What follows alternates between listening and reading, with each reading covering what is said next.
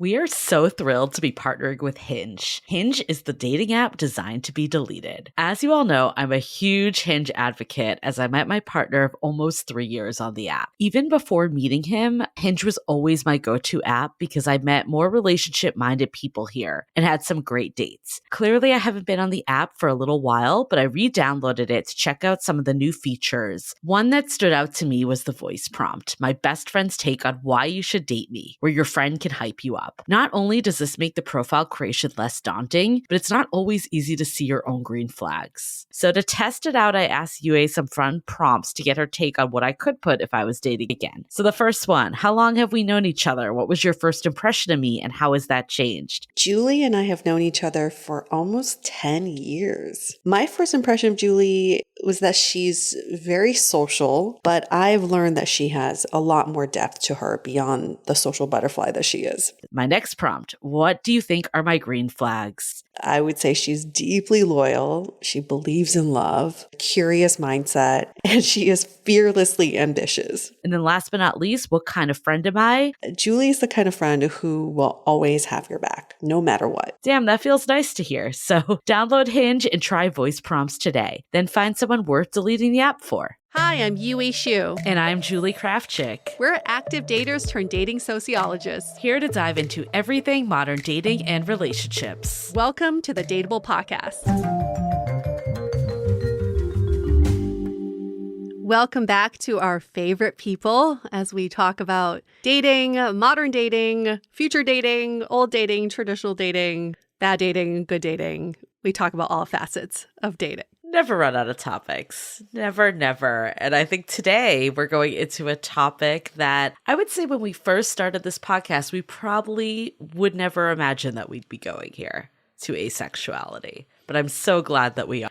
It was kind of on our wish list, I think in season 2 or 3. We put out a wish list to our community to see who would be interested, and no takers at that point, but we're so glad that we were able to find people in the community who are willing to share their experiences on a topic that Julie and I know nothing about. After this interview, we realize we know even less. There's so much more to learn, and it's a great way to open up your perspective on dating, because what if the romantic side of dating was not a default? What if you didn't date for that romantic partner? What would be your why in dating? Yeah, and sexual side is out. I feel like that's such a reason why people date and talk about that. You know, it's like a friend, but we're sexually attracted to each other. But in the world of asexual dating, that doesn't need to be there. So I love thinking about what is it to the core of dating and being in a relationship when you strip out all of that. And this episode is really for everyone because it expands that definition. We're not saying that you need to, stop wanting sexual connection, but it's a good way to at least think about things differently. As with everything we do on this podcast, it's about being more expansive mindset and not putting yourself in a box. Because I think for so many years of dating, I felt very restricted by my own way of thinking. You only know what you know. That's the problem. Yeah. And when you have the mindset that you know everything already, then you don't open up yourself to what could be. Yeah. And I'm glad. I actually am thinking back to when we did the Facebook Live for Pride. Remember that? It was, I think 2 years ago we did this. And we had one of our moderators at the time, Ryan Jeffrey, who is absolutely wonderful. So shout out if you're listening. And we had him lead this live for Pride. And I remember him coming back and saying, we need to include someone that's asexual. Yeah. And,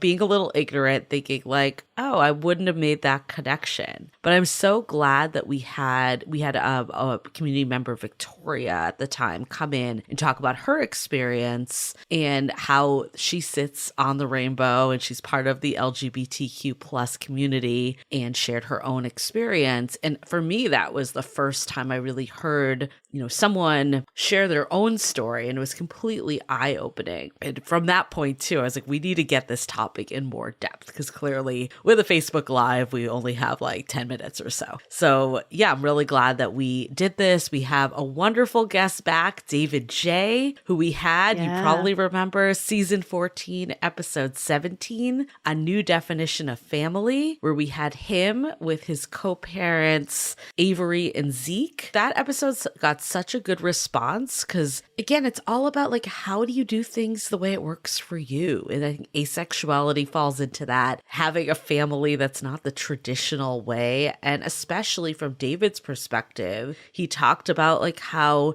being asexual doesn't lend yourself to the traditional paths and routes to having a family. So you kind of have to seek out those other methods. So if you haven't listened to that episode, strongly recommend going back to the back catalog, but we were really excited to get David back.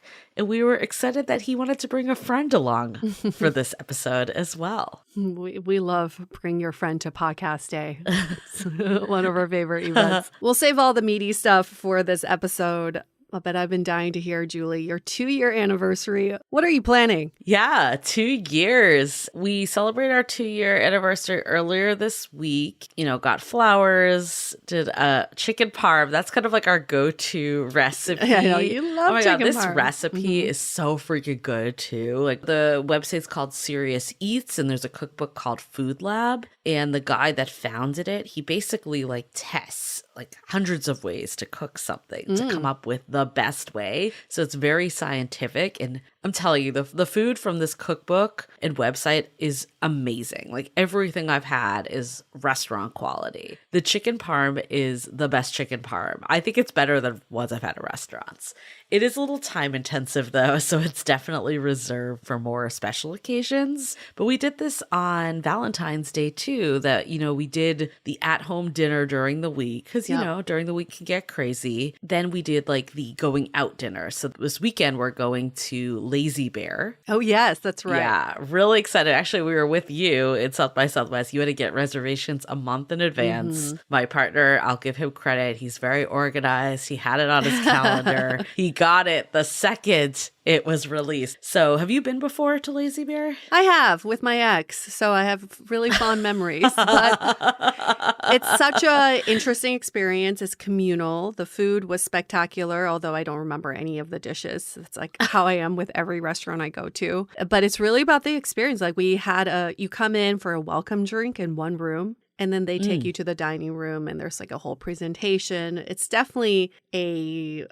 interactive dinner experience. Okay, I'm very excited. It's definitely been on my bucket list of foodie experiences. For anyone that knows me, my partner and I both enjoy like a good dinner out. Like he's actually up my level a little more. I feel like I wasn't as fancy before I met him. I was like okay with good restaurants, but he like goes up a level. He likes like the tasting menu, fine dining type of thing. Clearest isn't like an every weekend situation. It's for special occasions, but this is what we tend to do instead of a gift. I think for both of us, like gifts aren't as important. So we're like, we might as well treat each other to this meal. Because that's what does it for us. That's something that was surprising for me to find out during South by, because it was really the first focused time that I had with you and your partner together. And I was very surprised to find out that he's been the one kind of wanting to do these like tasting menus and Michelin star restaurants and doing that on the reg. So I would say if you're ever in SF and you want good restaurant recommendations, hit up Julie. She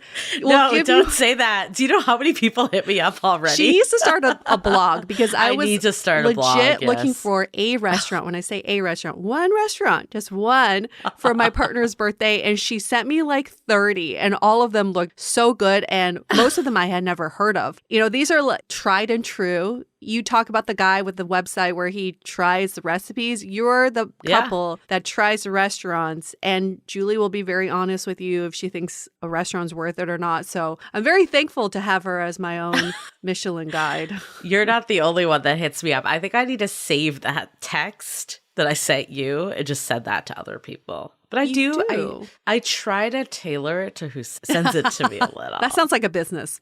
You should charge for that. The free service is you get the generic list. I love it. But what else we're doing that I think is going to be fun is we're kind of recreating our first couple Oh, dates. I love that. So we're going tonight to the Snug. It was our first date. It was a bar on Fillmore Street. We're going to go there tonight, have a drink, maybe get some food there or go somewhere else for food. And then tomorrow we're going to go to Lafayette Park where we had our third date, which was actually the date that kind of sealed me a little on him.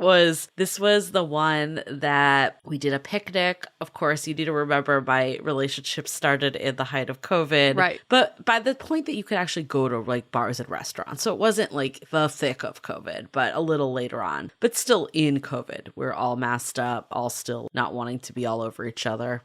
And he planned a picnic in the park. And I think for me, the reason why it stood out is that I had been on so many other dates in that same park. And the guys just kind of rolled up. They're like, hey, I'm here. And I'm like, do I have to bring wine? Do I have to bring a blanket? And he came just fully packed. He texted me the night before and was like, here's where I'm going to pick up sandwiches. Like, what do you want? I'll get it on the way. He had like the full setup with him, like this very organized backpack that had everything you could need for a picnic. And I was just like, this is nice. You know, this is refreshing compared to these people that just gave it kind of the half-assed attempt. And I think that's what really separates a date, because we went to the same place. Like there wasn't anything that different about it, but it felt much more like a date to me than just two people rolling up to meet each other. It's all about the effort, and that effort shows. When you put in effort into something, the other person can feel that and really appreciate that. But I also think it's funny that dating in your 20s, you know what you find sexy?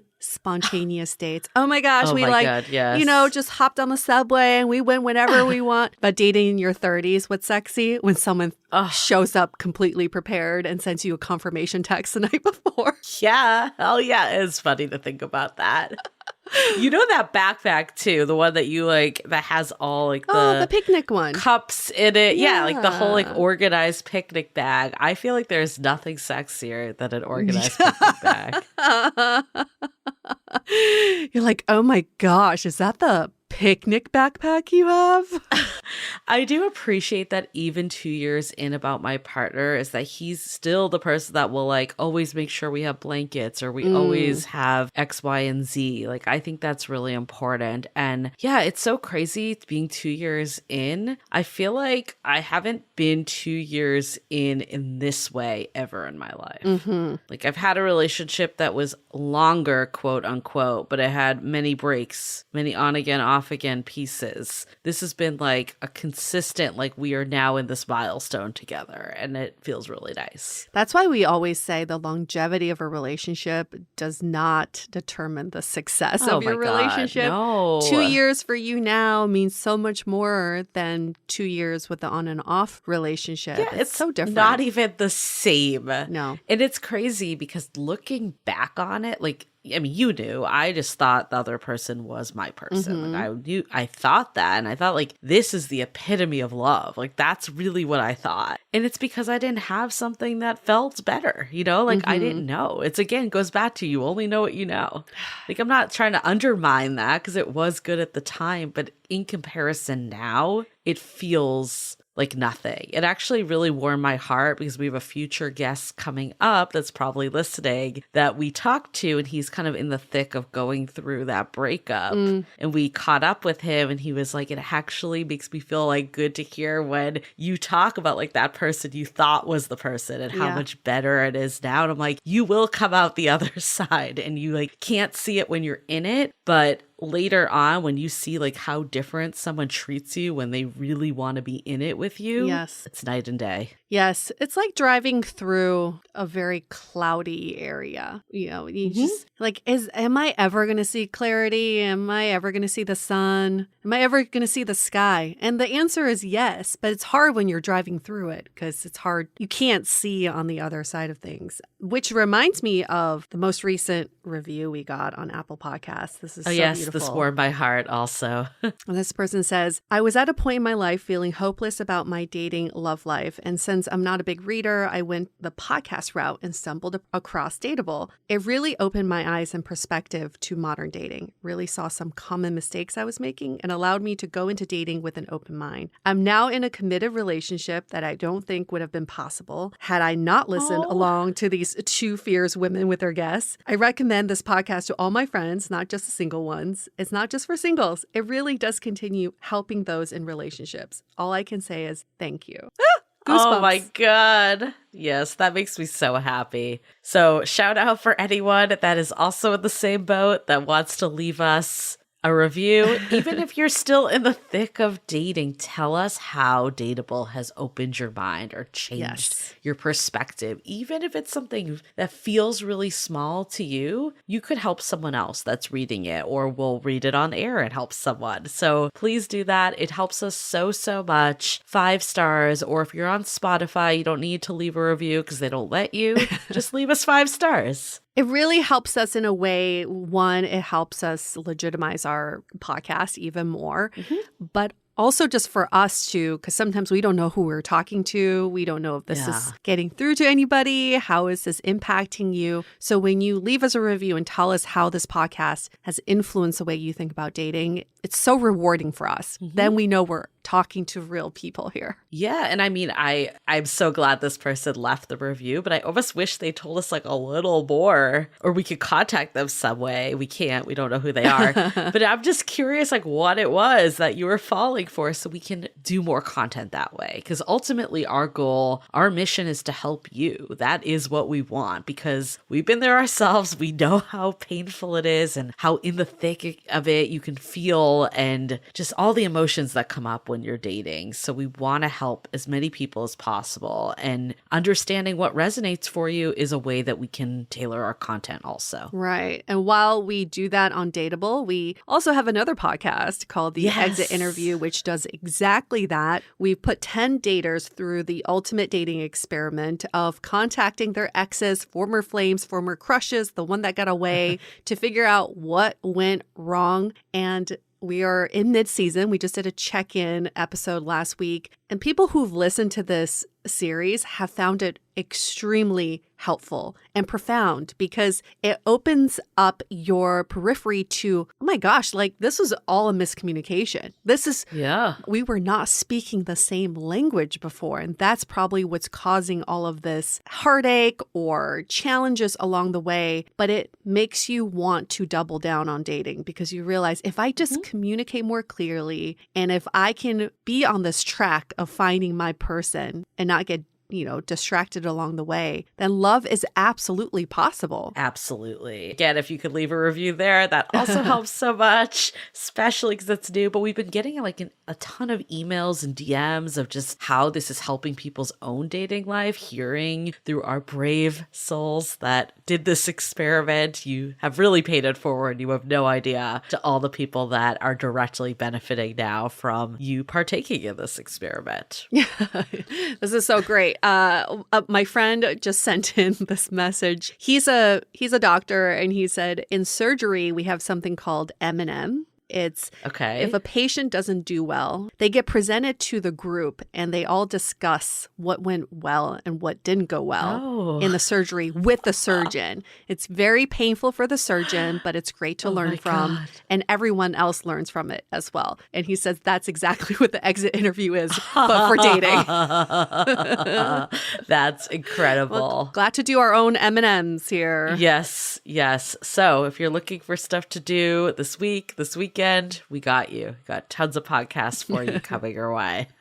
Okay, well, before we get into it, other announcements at Dateable Podcast, at Julie Kraftchick. I still need to update my Instagram a bit, my new account. I have been a little through the ringer the last couple weeks with an injury and a sickness, but I am now recommitted to focusing on this. Falling apart, folks. I have been falling apart. I'm finally coming together.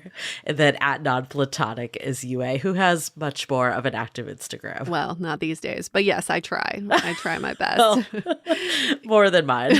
You can also contact us by email. Our email is hello@dateablepodcast.com. Awesome. Okay, well, let's take a quick break to hear from our sponsors. This episode is sponsored by BetterHelp. Getting to know yourself can be a lifelong process, especially because we're always growing and changing. I recently learned that I can get triggered because I jump to conclusions, but I could avoid that if I could just pause and seek understanding of what is being said to me. Therapy is all about deepening your self-awareness and understanding, because sometimes we don't know what we want or why we react the way we do until we talk through things. BetterHelp connects you with a licensed therapist who can take you on that journey of self-discovery from wherever you are. Therapy has helped me unlearn from my past and forge a new path that benefits me better. My therapist makes me feel like I have a cheerleader who is always rooting for me. If you're thinking of starting therapy, give BetterHelp a try. It's entirely online, designed to be convenient, flexible, and suited to your schedule. Discover your potential with BetterHelp. Visit betterhelp.com/dateable today to get 10% off your first month. That's BetterHelp, HELP.com/DATEABLE. This episode is sponsored by Via. We all know there are things that can help set the mood in the bedroom, but did you know a little THC could also do that? Yes, Via has developed a unique blend of pleasure-enhancing cannabinoids, libido-strengthening herbs, and a low dose of THC all into one mind-blowing gummy called High Love. This gummy, wow, it will awaken your senses, increase blood flow, and intensify any sexual experience. I've been pleasantly surprised by the High Love gummies because it is just the right amount of THC for me to have a good time without feeling sleepy. And hey, if THC is not your thing, Via also offers a wide array of other gummies without it. And everything legally ships in 50 states with discreet packaging directly to your door. So if you're over 21, you can get 15% off and a free pack of award-winning Dreams THC plus CBN sleep gummies with our exclusive code DATEABLE at viahemp.com. That's VIIAHEMP.com. Let the gummies work their magic. Head to viahemp.com and use the code DATEABLE to receive 15% off and one free sample of their Sleepy Dream gummies. That's viahemp.com and use the code DATEABLE at checkout. Take your passion and pleasure to a whole new level with High Love from Via Hemp. Okay, let's hear it about what it's like to be asexual.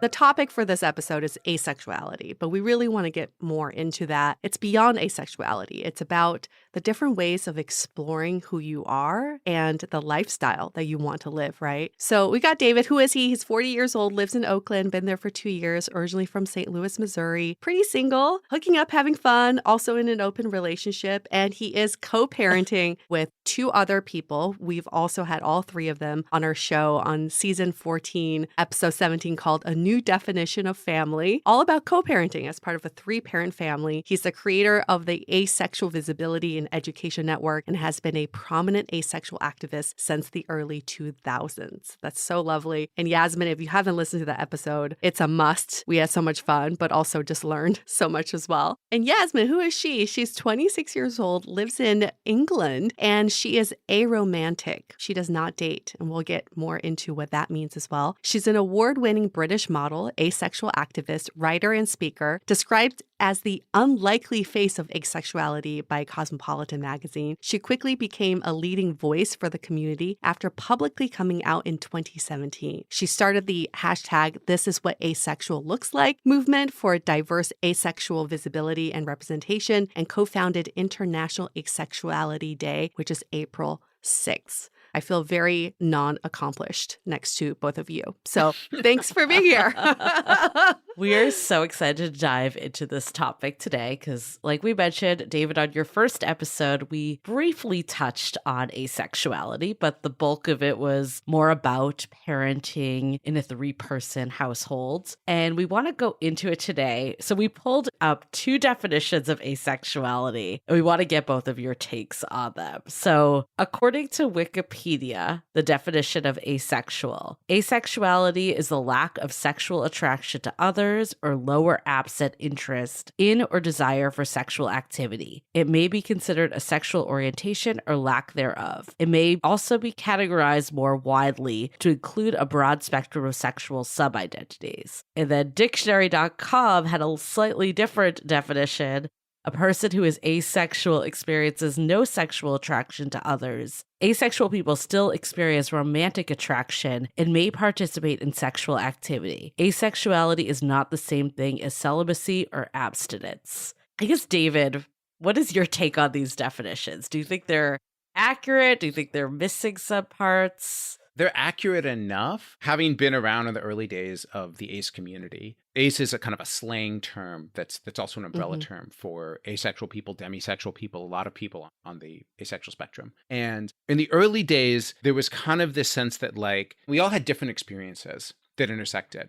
Many of us didn't experience any sexual attraction. Some experienced like a tiny bit, but so little it didn't impact our lives. Some people experienced sexual attraction only in the context of a really deep, intimate relationship. Some people experienced a low level. And there was kind of this flag that was planted. Initially, it was an asexual person does not experience sexual attraction. And it wasn't that we all, were exactly at that point. It's that was a helpful flag for this community to kind of gather around and just like build a camp and get to know one another and get to know what our shared experiences were. Because of that, there's been an explosion of different language and different terms to describe all the different experiences that people can have on this spectrum. And there's this sense that like the words themselves aren't necessarily the point. The word asexual is a tool and not a label. If it feels like it makes sense to you, if it helps you understand yourself, pick it up and use it. If it doesn't feel helpful, if it stops feeling helpful, like put it down and pick up another word. The point is for us to know one another, not to fit in rigid definitions. So that's the context I'd give to that definition. Not to fit in definitions, but that's the definition. And for you, Yasmin, you define yourself as aromantic, which now, after hearing what David's saying, the overall umbrella is ace, and then there's these subcategories underneath, and aro is one of them. Can you kind of explain what aromantic is? Aromantic isn't a subcategory of asexual. It's a separate community. It's a romantic orientation. There is an overlap in the sense that there are a fair number of asexual people who are aromantic, and a lot of the language that the aromantic community uses was kind of derived from language that the asexual community was using, but there are lots of aromantic people that aren't asexual, so they are separate. I just happen to be asexual and aromantic. And my take on those two definitions is that I think that the Wikipedia one, I feel like an ace person wrote that. That did feel pretty accurate. The dictionary one was fine, aside from the part that asexual people still experience, romantic attraction. Right. Some of them don't. Some of them are aromantic as well. I think that was the dictionary definition in America. The dictionary definition here is like really wrong. So I was pleasantly surprised by your one. What is the one in the UK? The UK one has no sexual feelings or associations.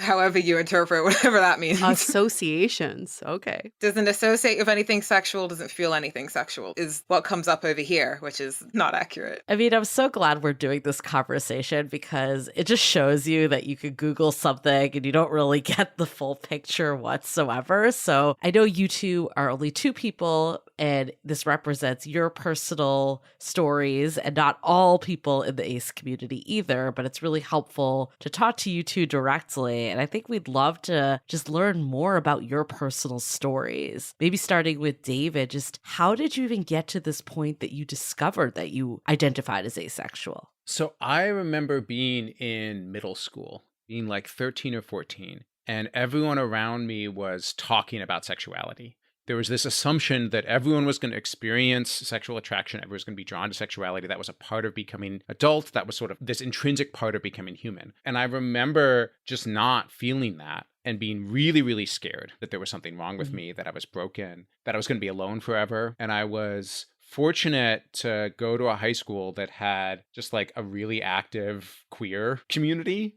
that helped me to understand that being different did not mean that I was broken. It did not mean that intimacy wasn't going to be emotional connection, which I knew I wanted, wasn't going to be available to me. And so I began to use the word asexual to describe myself. I began to reach out to try to find other people who use this word and who could sort of share their experiences, and that reaching out is what led to asexuality.org. On a personal level, I think I went on this journey of exploring what intimacy and what committed intimacy could look like outside of a sexual script. Like you, Yasmin, I'm aromantic, so I was never really drawn to dating. I was never that drawn to sexuality, but like I had a very strong desire to be in close, emotionally intimate relationships with people, and a strong desire to be committed with people, a strong desire to become a parent. And so how do I do that outside of the way that we're told to do that, through sexuality and romance? And I was able to find some ways to do that that worked really well for me and the other people in my life.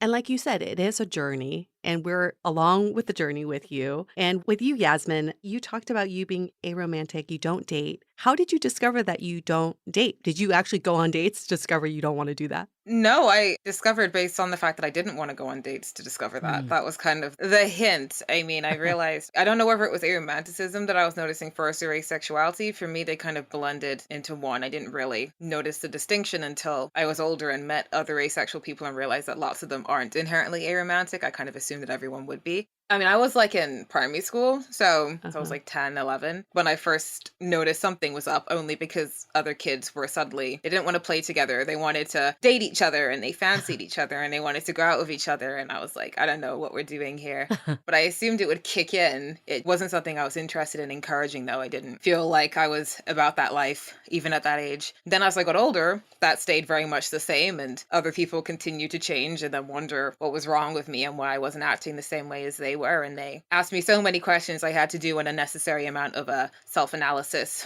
for a 14-year-old. And that was kind of how I ended up discovering what asexuality meant online. Went on asexuality.org, dipped into YouTube, dipped into Tumblr, did all that stuff, and was like, okay, cool, I've found the word. So I was about 15 at that point. And it's interesting that Cosmopolitan said that you were an unlikely face of asexuality. Why do you think this is the case? Is it just that you're a model and like society's perception that beauty and sexuality go hand in hand, or was there something else? I feel like it's a combination of things. I mean, I'm sure David J can vouch for it. There's a bit of a preference in the way asexuality is represented, and also a kind of idea that people have that comes to mind when they think of it. And apparently I'm not that thing.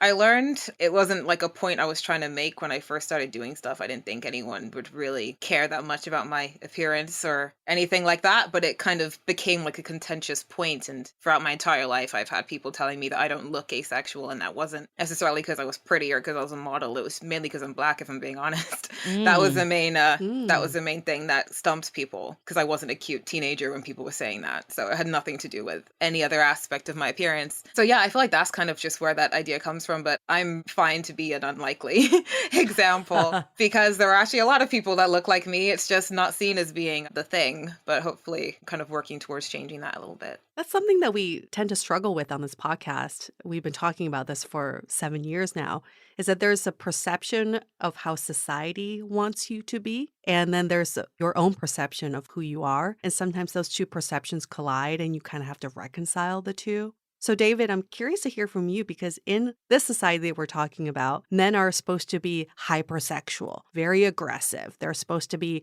wanting sex all day, every day.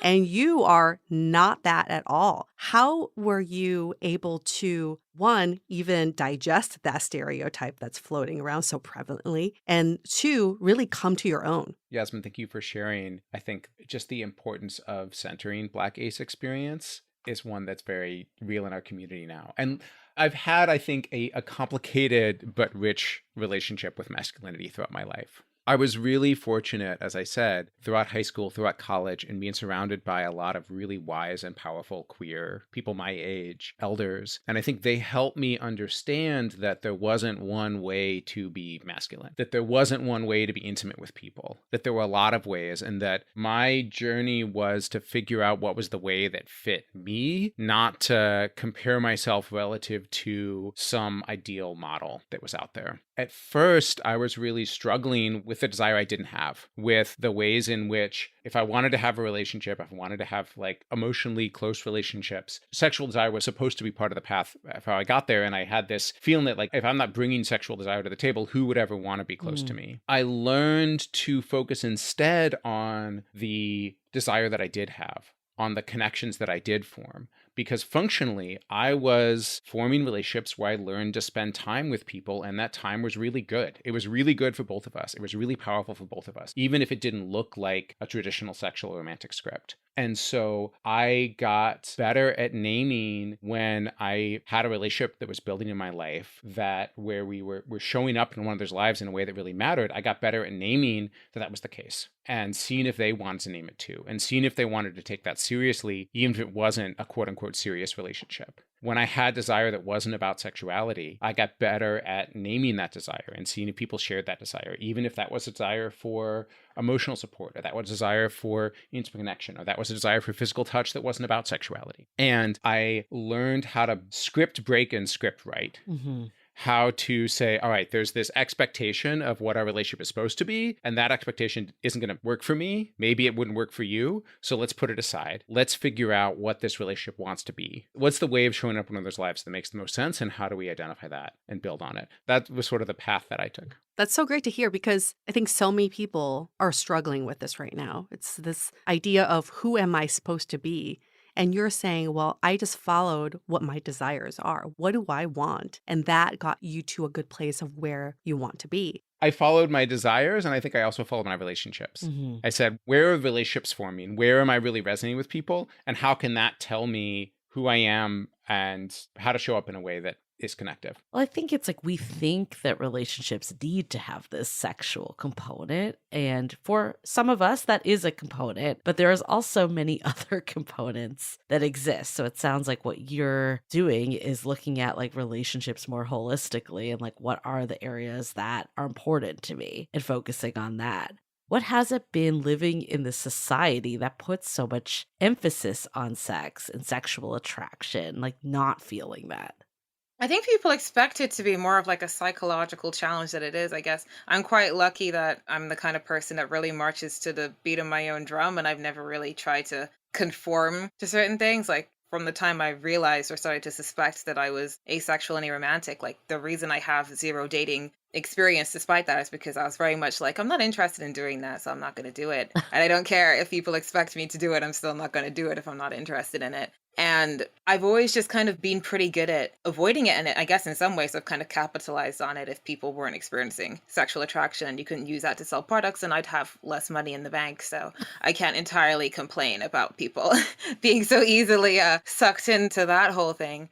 It hasn't been too bad as long as you can just kind of have a good sense of yourself and what you want to do and not feel pressured to kind of meet any standards. Then I think you can live quite freely despite all of that. It's a journey. Like, it's been a journey for me. It's been a journey for most ace people I know, because we grow up in this world of compulsory sexuality. I know I grew up, and I know many ace people grow up, Yasmin, I don't want to speak for you, with this message that unless I'm being sexual, I'm broken in some way. Unless I'm acting on sexual attraction, I'm destined to be whatever kind of relationships I want to form, I won't have access to. I'm destined to be alone. And I think that fear exists, like that fear of being broken, that fear of being alone, does not just exist for ace people. I think it's something that what we call allosexual people struggle with a lot too. And I live in this place that the world tells me is terrifying. One of the challenges and joys of being in the ace community is that we get to be in this place that the world says is terrifying, where like you're going to be broken and alone forever, and prove that that's not the case. And prove that we can connect, that we can live these beautiful, rich lives that have desire in them, that have connection in them, that have solitude when we want solitude in them, that are defined in whatever terms we want. That is both really, really liberating and empowering, and really, really scary at the beginning. There's a big need for a supportive community to help ace people along that journey. Thank you for sharing that, because I think there is a common misconception that ace people are alone. Yeah. And they choose to be alone. And we've seen from you, David, you desire relationships, you desire that intimacy. Curious from you, Yasmin, do you also have relationships? Yeah, I mean, I have friends, I have family, I have coworkers, I have a lot of people on the internet that talk to me all the time. I don't always get to talk to all of them back, but it feels like socializing regardless. So yeah, I have so many relationships. Some are parasocial, some are very personal and intimate, and I have more than enough connections, sometimes too many, I think. So I've never really felt like I'm missing anything in that sense. I think it's quite funny because I feel like if it wasn't for me being asexual, like I get the question quite often, like, do you have relationships? And I feel like I only get that question for that reason, because people relationship has almost become very synonymous with a romantic relationship. Like, are you in a relationship means are you dating someone? But we're in hundreds of relationships. So I've always found it quite funny that that is kind of seen as being like the pinnacle of the type of relationship that you're in. I just place all of that same energy into all the different types of relationships you can have. I feel like I have a relationship with the cat in the window down my street, because every day we're building up a rapport every time I walk past, just trying to get it to like me. So, there's so many different bonds that you can have outside of romantic or sexual relationships, and they can all be fulfilling in many different ways. What a great point. Do you feel like you have the relationships that you want to have? At this phase in my life, yeah, like I'm not like opposed to like a sort of queer platonic, like live together kind of relationship. But at the age and life stage that I'm at right now, like I'm good with just having platonic and family relationships and having like friendships that were like, that's kind of all I need and all I can juggle at the moment. But maybe in like 10 years or so, I might want like different kinds. I don't think I'll be desiring the romantic kind, but at the moment, yeah, I'm very satisfied with what I got, and I'm just trying to maintain all of these ones. I'm trying to juggle that. I don't think I have capacity for any. I'm not taking any more friendship applications at the moment. I think I'm already at capacity for the time that I have. David, I just love that you just took over hosting. We could just like have you as the third host here. But I'm curious, like, because I remember, David, you talking about last time how you were very intentional about your relationships. And I'm curious, like, what relationships look like to you. Is it similar to what Yasmin just described, or do you view it slightly different? I also have a network of close friends. That's the intimacy structure that makes the most sense to me. And as I got older, I had more of a desire for long-term intimacy. More of my friends were pairing up. There was this sense that the people I was close to were kind of like disappear into heteronormative family structures, and I would be left behind. So this question of how to build commitment into my relationships, if that commitment didn't look like a path towards marriage, became a really important one to me. And I think intentionality became the tool that I used to do that. And I found that if I was close to someone, after being close to them for a year or more, I would invite them to go on a walk. And on the walk, we would talk about just the role we had come to play in one another's lives. Right. How are we spending time together? Why was that time really important to us? And then from that place of emotion, say, how do we want to commit to one another? What do we want to commit to keep doing that we've just have started doing by accident? And it's those sorts of check-ins that have allowed me to feel like, oh, when my relationships change, I can talk about it. What a world that would be. And I'm only speaking from a heteronormative perspective. These questions come from a place of milestones. And I think that's what's kind of fucking up dating in the first place, is that people have to hit these milestones. One of them is relationships. The other one is falling in love. It's like, oh, we fall in love. I win. I unlock this next level. What are your thoughts about that milestone? I mean, the only way that has come to be complicated for me is when your friends become attracted to you, which has happened to me. People say, oh, you're just friends. It's like, no, there's no just for me. Like, that's the pinnacle. Like, you've reached... We're friends. You've reached it. It's reached its final form. But for other people, regardless of how, like, closely involved you are, that is still one step below something else. And so it can become complicated in that sense, because it's such, like, a different approach to what you're doing. Like, you can be, like, entirely fulfilled by what you've got going on, and they're like, yeah, but we haven't kissed or have sex or gone on like a date. And I'm like, we hang out every day. What difference does it make? It's kind of become an issue in that sense. Nowadays, not so much, but I guess before everyone knew I was asexual and aromantic, that would come up as more of a thing. But I think that kind of the term, which I always mispronounce because I usually write it, amatonormativity, that we have in our culture. I think the main thing I find really unfortunate about that is sometimes I witness in other people feel like, oh, well, I haven't got a relationship that has progressed to falling in love or has progressed to dating or has hit this certain milestone, and they're like, so they don't feel like they've accomplished enough in their lives, even if they've like achieved so many things and they have so many amazing relationships and there's loads of people that love them. They're like, oh, but I'm single. So it's very frustrating to witness, and I find that quite sad that it has that kind of impact, because I think that's one thing that, you know, I don't have to deal with as someone who is asexual and aromantic. Like, I don't derive my sense of fulfillment and self-worth on whether or not someone wants to date me and how long they want to do that for.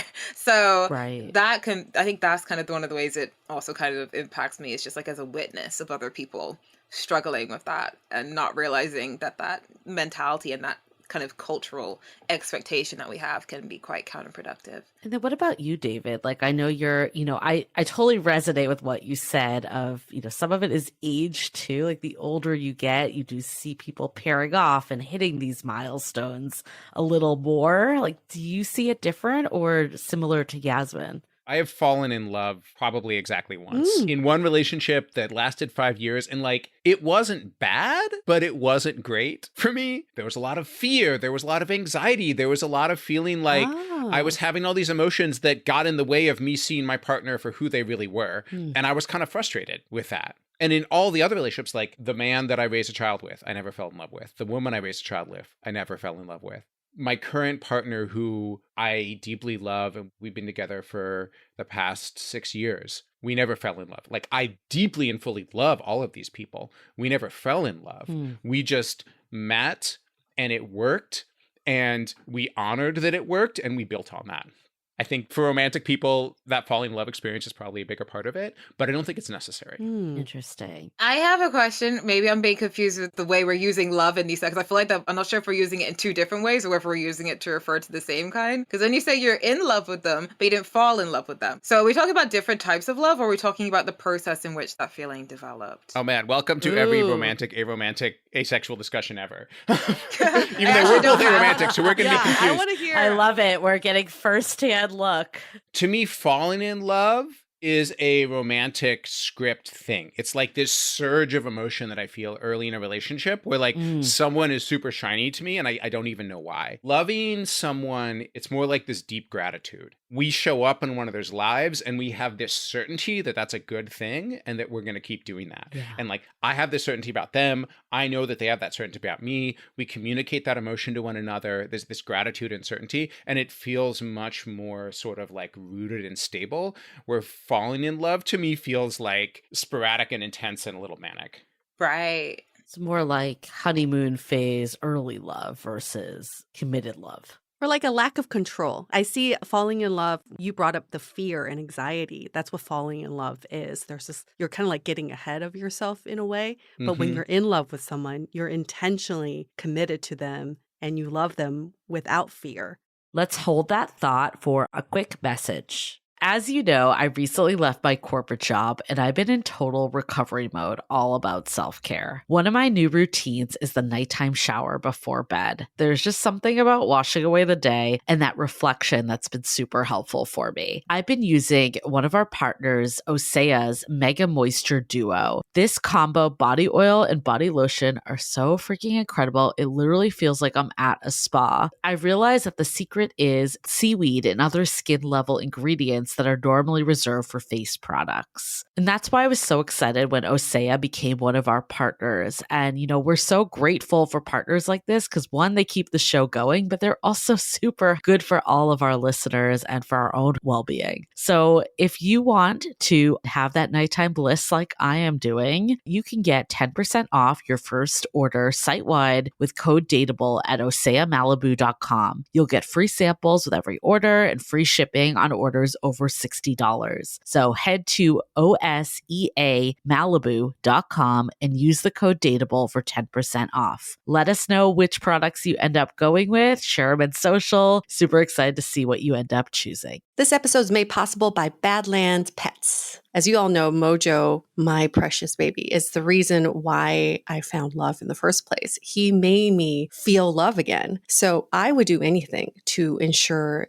his health and longevity. And actress Katherine Heigl and I have that in common. She's helped save over 16,000 dogs through her foundation. And after doing a ton of research, she feels there's one place we can look to improve any dog's health, and that's their food. So fortunately, she found that just by adding a few special superfoods to her dog's food, she saw huge transformations in their health. So she's made a 20-minute video explaining step by step how anyone can do the same thing to see incredible changes in their dog's health. I've definitely re-looked at what I'm feeding Mojo and making sure that, hey, he only has one life to live, and I want to make sure it's the best damn life. So if you want to keep your dog healthy and happy, go to badlandsfood.com/dateable and watch Catherine's video right now. Again, that's badlandsfood.com/DATEABLE. Living with ADHD can be a challenge, and dating with ADHD is definitely a challenge, we've heard many of you say. But finding the right care and proper tools needed to succeed can be life-changing. Done is an online ADHD care platform that can get you all the resources you need to help manage your ADHD. Online visits, refills, and a 24/7 care team made for you. In just 1 minute, Done's online assessment can help kickstart your ADHD treatment journey. With experienced clinicians, worry-fill refills, and online visits, you can start getting personalized care as soon as today or tomorrow. So contact an expert team that can help you around the clock and get a personalized treatment plan just for you. Here's how you do it.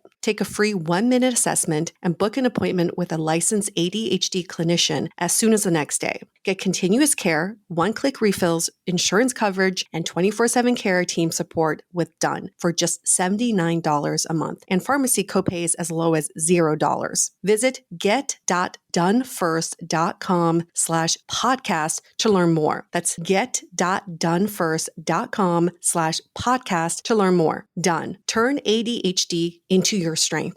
I want to go in, David, because you alluded to this, a 6-year relationship, and you talked up top about, you also have your co-parenting relationships. You also have a hookup that I'm very curious about.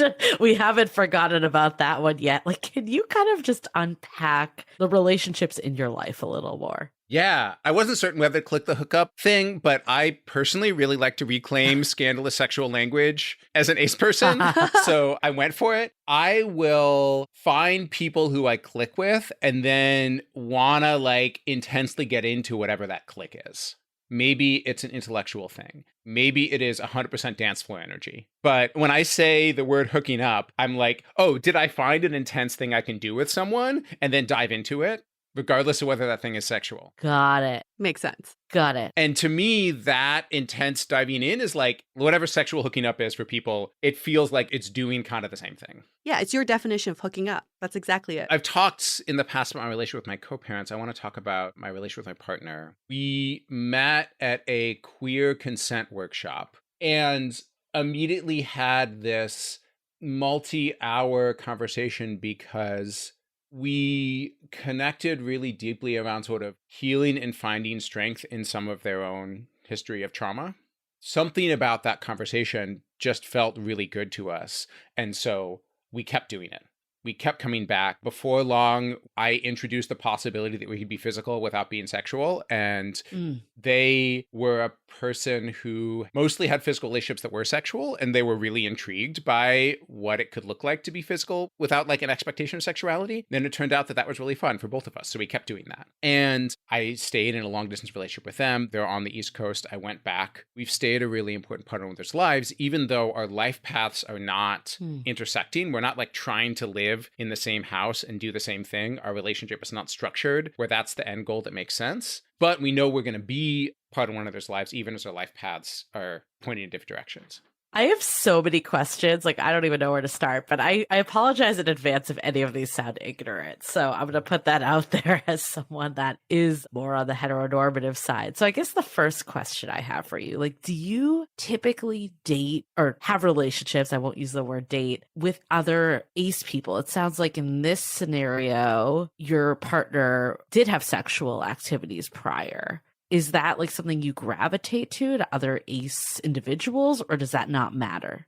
Most of my relationships have been with allo people, with people who identify as normatively sexual. Okay. I've had relationships with people who identify on the ace spectrum. I've had people I'm in relationships with realize that they were on the ace spectrum. The concept of monogamy doesn't really translate for me. Mm-hmm. If someone else has a sexual relationship, because I don't see sexual relationships as intrinsically more important than other ones, I don't feel threatened. So I've never sought to limit the sexuality of anyone I'm in intimacy with. Got it. I'm just looking to have a way that we spend time together and know we're going to keep spending time together. And if they got other relationships in their life, then great. When I have an ace partner, we have this experience we share that's really powerful. Like, it's a part of our history. We have a struggle against compulsory sexuality that we share, and that can be really great, but it's not a prerequisite. So non-monogamy, open relationships, like all of that is applicable, but not in a sexual way to you. It's what it sounds like to me. For me personally, yeah. Yeah.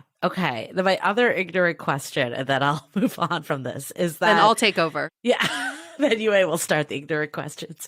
So you mentioned they as the pronoun that you are using for your partner. Are you just open to anyone's sexual identity and gender identity? Like, how does that work for you if, sexual attraction is not part of the picture? I experience a lot of forms of attraction that are not sexual attraction. Some of those forms of attraction intersect in complicated ways with gender as they intersect with things like, is someone connected with their sense of purpose? I am not constrained to being attracted to a particular gender identity. And I have people I'd call partners who use all kinds of pronouns. Got it. And I assume too, like, since there's no sexual side between you and the partner, like if they hook up with men or they hook up with women, if like that's how they're viewing gender too, like it doesn't matter. Is that accurate, or would you say it differently? Who they think about being sexually intimate with winds up informing how they approach their relationship with me. So it matters in that way, but it's not like it's a condition. It's a dynamic. So it's more about the person. It's all about the person. Yeah. Okay, Yue, I'll let you take over ignorant questions now. I was going to say, I'm curious, Yasmin, do you feel the same way in your relationships? For me, I just tend to like vibe with whoever I vibe with. I mean, I have noticed usually I vibe more with guys. Like I have a disproportionate amount of guy friends, or I did for like most of my life. Wasn't really sure why that was.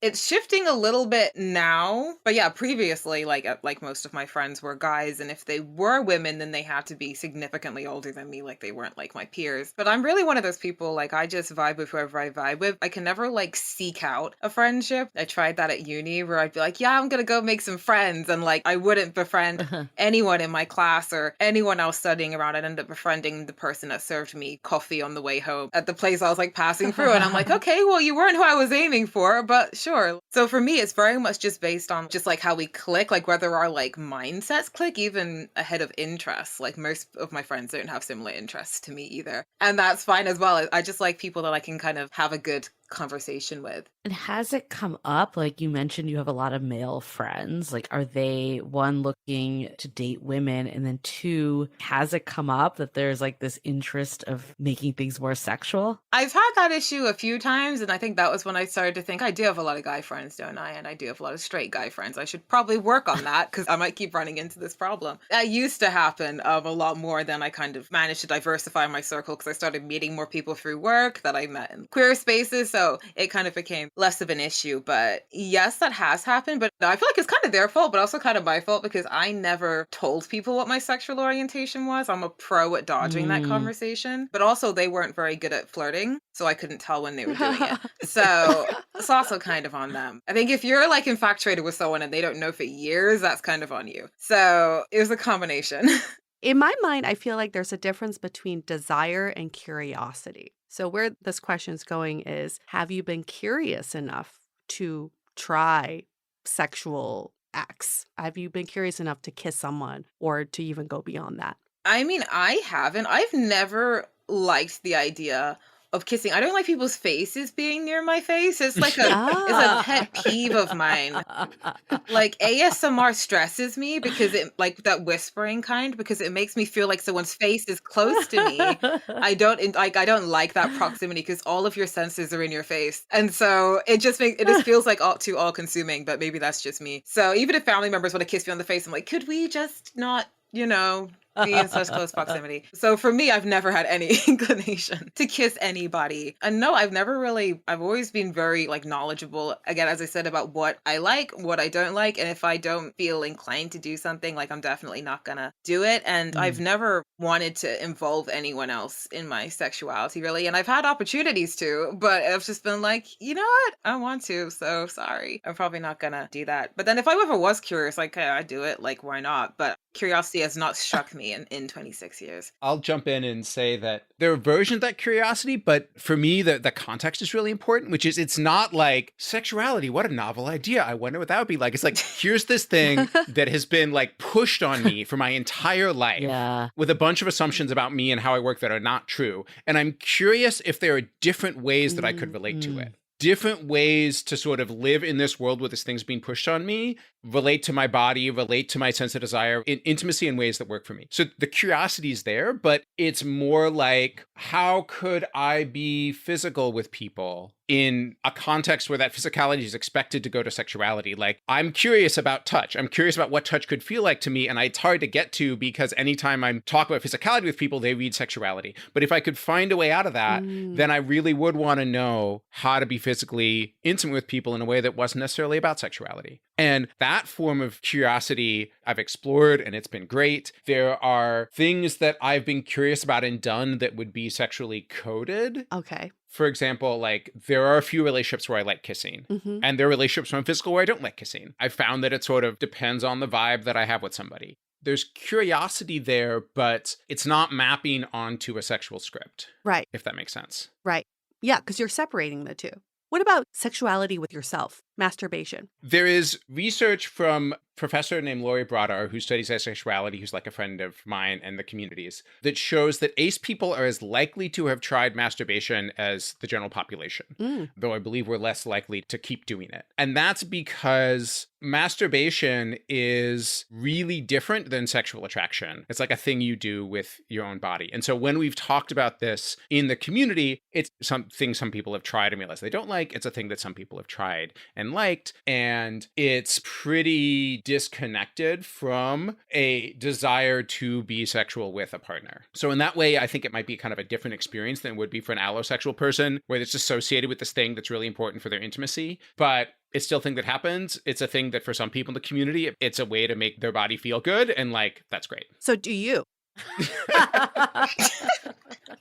He was like, I want the good stuff. Is that important information? It's a thing that I've tried. Okay. Yasmin? I do it often, if that answers your question. Okay. Oh, tell us more. Top 10 favorite pastimes for sure. Interesting. I do it. I have done for a long time. I did it before I knew what sex was, as do most people. And yeah, it's a way to kill a few minutes, I guess. And is it like a feeling of pleasure for you then? I mean, an orgasm is, of course. So I guess what do you think is preventing you from wanting to try that with another human being? Because it's like completely different. Okay. That's like not even similar. Can you walk us through that? I mean, that would be like saying to a lesbian, like, yeah, well, you know what an orgasm's like, so go have sex with a man. It's like, well, that's not the same. Like, that's completely different. The involvement of another person would not be fun at all. Interesting. It'd be not the same thing. But you are having a sexual experience when you're masturbating then? Masturbation is a sexual experience, yes. Ah, interesting. Okay, got it. I just wanted that clarification. Thanks for answering these questions, y'all. I appreciate it. You're like, I didn't know this was on the menu today. Yeah. Nobody asked me this question, but I don't masturbate. It doesn't pleasure me at all. There we go. That's it. Yeah. It has nothing to do with what your sexual orientation is. Some people like it, some people don't. Some people rather have sex. Some people would rather not have sex. There are people that are like heterosexual and would rather like masturbate than have sex some of the time. So, it varies. So fascinating. I mean, I think there's so many misconceptions out there about asexuality. So I'm really glad we're doing this conversation. I guess, like, what other misperceptions are there that you think, like, if you could tell someone, like, okay, stop asking me these questions, or I wish everyone kind of knew this a little more, like, what would that be? I mean, I feel like one of them is just assuming that you don't really understand about like what sexuality is and how it works. I mean, of course, there are going to be some aspects that I cannot personally empathize with, but I feel like I have probably an above average knowledge of like many different aspects of sexuality because I've kind of had to, because I've been asked about it since I was like 14 and I've had to do a whole depth of research. I have such interesting conversations with people that aren't asexual and dig into their experiences, and then people that are asexual as well. And you kind of learn how to pick up on the nuances, like the idea that, someone would masturbate and not experience sexual attraction makes perfect sense for me. But the fact that that was kind of like a whoa thing shows that, like, for you guys, you don't have to think about it that much. Whereas for some people, that is something that, we do have to understand those distinctions a lot. So I've always found the kind of idea that being asexual means that you're like oblivious and you're just constantly confused. And I mean, some ace people probably are, and some ace people actually kind of push that idea, like, oh, I'm so confused. But it gets a bit infantilizing after a while, like that idea that you just have no idea about the world because of that. It's not a correlation. I would say the biggest misperception I run into is this idea that someone's asexuality is not valid if there's something else going on with their sexuality. So if someone has a history of sexual trauma, then their asexuality isn't valid. They just like are a sexual person waiting to be healed. If someone is disabled, then their asexuality isn't valid because for some reason don't think that disabled people are allowed a sexuality. And if someone's not conventionally attractive, then their asexuality isn't valid. And so I think challenging the idea that you can only be ace if there's not another explanation is one that I've come across a lot in the community. And then like one other final question I have is the spectrum of asexuality. Clearly today we talked about both of your journeys and your experiences. Do you see a wide spectrum of ace people? Like, are there some people that like to hold hands, for instance, or have sex but don't feel that sexuality? Like, what is kind of that spectrum in that you both, as being activists and leaders in the space, have seen? We always say spectrum. Some people say umbrella. I prefer to think of it more as like a pick and mix, which I don't know whether you guys have that in America, but when you go to places and they'll have like cola bottles, gummy bears, all the different types of sweets, and then you pick out different amounts of the ones you want. Yes. I feel like it's kind of more like that. If cola bottles were like sexual attraction, and then like the little gummy rings were like libido, and like, and then you had like, another one for like romantic attraction. I feel like it's more of like a combination of that. Like everyone's bag is just full of like different amounts of different things. It's not so much a sliding scale from like super asexual to like not very asexual. It's just encompassing different elements of it. For example, me being someone who doesn't experience sexual attraction, doesn't experience romantic attraction, but then has a relatively average libido, I guess. Right. I just interacted towards anyone. So I'd pick a whole bunch of libido cola bottles, but none of the romantic gummy rings. Everyone kind of has their own combination in the bag. And that's kind of what I see throughout the community. But then it's the same for every orientation. We all just slap a label on it and don't ask any further questions, but no one on this planet experiences sexuality the same way. It's just ace people are more inclined to dig into it and put names to it because we're asked to all the time. David, do you have anything to add? I've never heard that metaphor, Yasmin, and I really love it. I could introduce mine, but I think yours is great. Is there any sort of shaming in the community if someone one day is no longer asexual, they become sexual? Every community has their inter-community conflicts. I don't think it's so much like, oh no, you're like not asexual anymore. I mean, at least I haven't witnessed many people switch or be shamed specifically for that, but there is always, I think, been a bit of contention about, as David J said before, about invalidating people's experiences on the basis of whether they are sexually active or being sexually active, or whether they have a libido or not, or whether they have experienced some kind of trauma, or like all of the intersections that are there. There are some that prefer asexuality to be only assigned to people with a very specific experience, and which is not really how it works, but there's always been that within the community, as there kind of is in all of them, a sort of elitism. And I'll say that a value of our community from very early on has been to accept people. And that happens, has been to say our value is people understanding themselves and being true to themselves and not experiencing shame when they do that. And we're told to be shamed a lot as ace people. There's a lot of shame around sexuality. So like wherever someone finds themselves, and I think many people in our community live up to this, we want to celebrate that. And it helps that there's really this spectrum, the spectra, as you talked about, Yasmin, that there's a lot of ways to be ace, and people can kind of find, including some that involve degrees of sexuality and degrees of sexual attraction, and people can kind of find the mode that fits best for them and then communicate that. We did in our community, we had a pride celebration, and one of our moderators identifies as a gay male. He led it, and he was really like wanted to have an intersection of all parts of the rainbow. So he actually had someone join that was ace. And we thought it was really great because it's not typically what you think of with LGBTQ+. What are your thoughts about the ace community being part of the larger LGBTQ plus community? I mean, for me, I've been attending Pride since I was like 14, met asexual people for the first time at Pride, saw an asexual flag for the first time at Pride, and most of my work nowadays ends up being within that community. It's very much my scene. All the awards I've won are like queer awards. That's kind of the realm that I work in, and that's the community that I spend the most time in. So I've never felt any personal contention with that, but I am aware that there is a discourse about ace inclusion in those spaces, and it is something that is still lacking in some ways. I think in the UK we might be a bit better at it than in the US, or so I've heard, just based on like comparisons between like the scenes and like our media and stuff. But it's something I feel like that discourse is a bit more popular like online than it is like in real life. Because like I never really have people say anything to my face, but I will get stuff online about being in queer spaces. Thank you both for this conversation. It was so insightful. I mean, especially like people that are not in the community. I think for anyone that's listening, whether you're figuring things out on your own or have a friend that identifies as asexual, I think for me, the biggest takeaway I had was still like forge ahead on your own path. What you all said about just, saying like kind of fuck it to society and that this doesn't intercept with how I live my life is so important and essential. So I think that's my biggest takeaway. And then also relationships are so much more than the sexual side of it, whether that's, the various types of relationships we have, or even having more of a primary partner, someone at that deeper intentional level, but looking into how do I build on the parts of a relationship that are important to me. Yeah, I love that. I think my biggest takeaway is stepping back and just asking, do I like this? Am I happy doing this? Am I doing this because everybody else is doing it?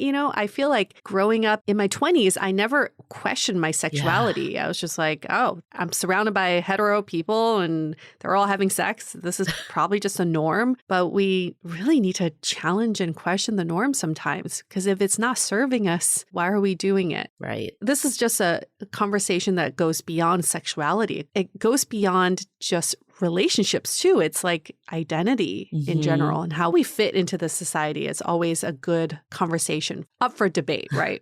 So thank you again for this conversation. Thank you again for helping us understand the ace community better. And we hope to give even more visibility to the community through this podcast, because we know there are people who are listening to this podcast who can really benefit from this conversation. So thank you again for that. On that note, we're going to wrap up this episode. Stay dateable! The Dateable Podcast is part of the Frolic Media Network. Find more podcasts you'll love at frolic.media/podcasts. You can follow us on Instagram at Dateable Podcast and visit dateablepodcast.com for access to all the episodes and our premium programs. Also, make sure to subscribe today if you haven't already on Apple Podcasts, Spotify, or your favorite podcast platform, so you are the first to get all the latest episodes. And most importantly, stay dateable.